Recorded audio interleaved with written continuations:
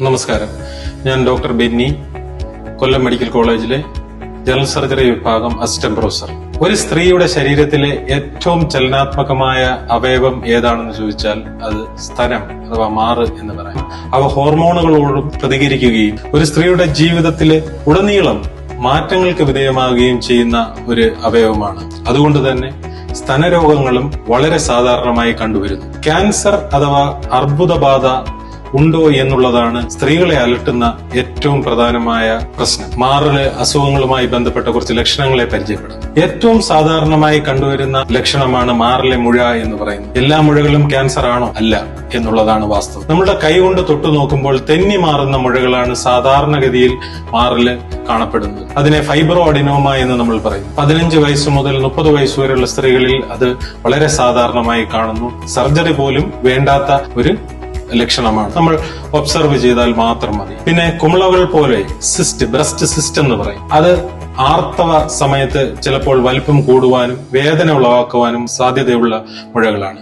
അതും സർജറി ഒന്നും ഇല്ലാതെ തന്നെ നമ്മൾക്ക് ചികിത്സിക്കാൻ സാധിക്കുന്ന ഒരു ലക്ഷണം ആണ്. മുലയൂട്ടുന്ന സ്ത്രീകളിൽ പാൽ കെട്ടിക്കിടന്നും മുഴ ഉണ്ടാകാം. ചിലപ്പോൾ പഴുപ്പ് കെട്ടിക്കിടക്കുന്ന അവസ്ഥ, ബ്രസ്റ്റ് ആബ്സസ്, ഇവയും സ്തനങ്ങളിൽ മുഴയായിട്ട് കാണപ്പെടാറുണ്ട്. രണ്ടാമതായി സാധാരണമായി കണ്ടുവരുന്ന ഒരു ലക്ഷണമാണ് മുലക്കണ്ണിൽ നിന്ന് വരുന്ന സ്രവങ്ങൾ.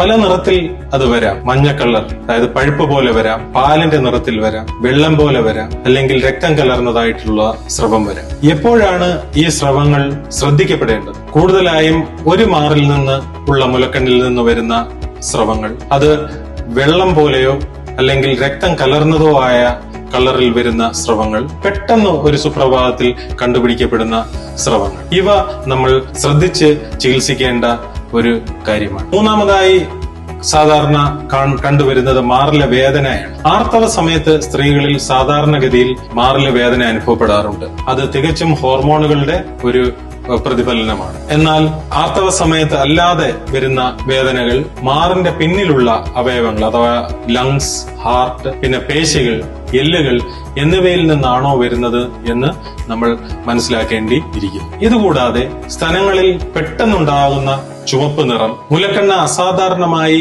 ഉള്ളിലേക്ക് വലിഞ്ഞു പോവുക എന്നുള്ള അവസ്ഥ, സ്തനങ്ങളിലെ വലുപ്പത്തിന്റെ വ്യത്യാസം, ഇവയെല്ലാം തന്നെ നമ്മൾ ഗൗരവമായി കാണേണ്ട ലക്ഷണങ്ങളാണ്. രോഗം ഉണ്ടോ എന്ന് നമ്മൾക്ക് വീട്ടിലിരുന്ന് തന്നെ മനസ്സിലാക്കുവാൻ സാധിക്കും. എങ്ങനെയാണത്?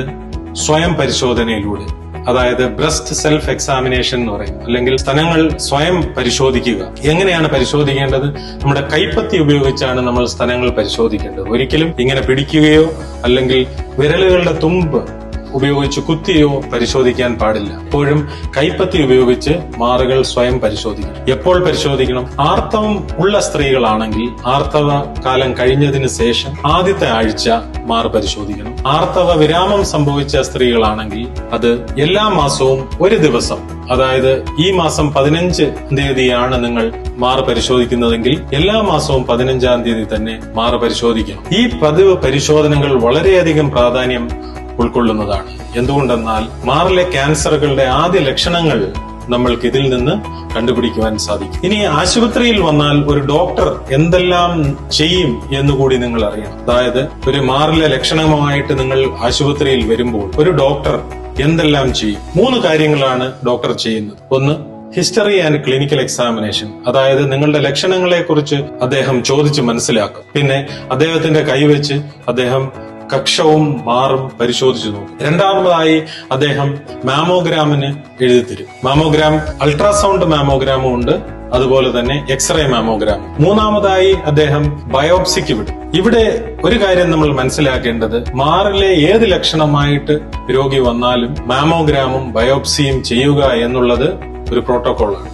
അതുകൊണ്ട് തന്നെ മാമോഗ്രാമിനെയും ബയോപ്സിയെയും നമ്മൾ ഭയക്കേണ്ട യാതൊരു ആവശ്യകതയും ഇല്ല. ഇത്രയും മനസ്സിലാക്കിയ നിങ്ങൾ മാറിൽ എന്ത് ലക്ഷണങ്ങൾ കണ്ടാലും ഒരു ഡോക്ടറുടെ നിർദ്ദേശപ്രകാരം ചികിത്സ നേടുക. സ്വയം ചികിത്സിച്ച് കൂടുതൽ പ്രശ്നത്തിലേക്ക് ചാടാതിരിക്കുക. എല്ലാവർക്കും നല്ല ഒരു ആരോഗ്യപ്രദമായ ദിനം ആശംസിച്ചുകൊള്ളുന്നു. നന്ദി, നമസ്കാരം.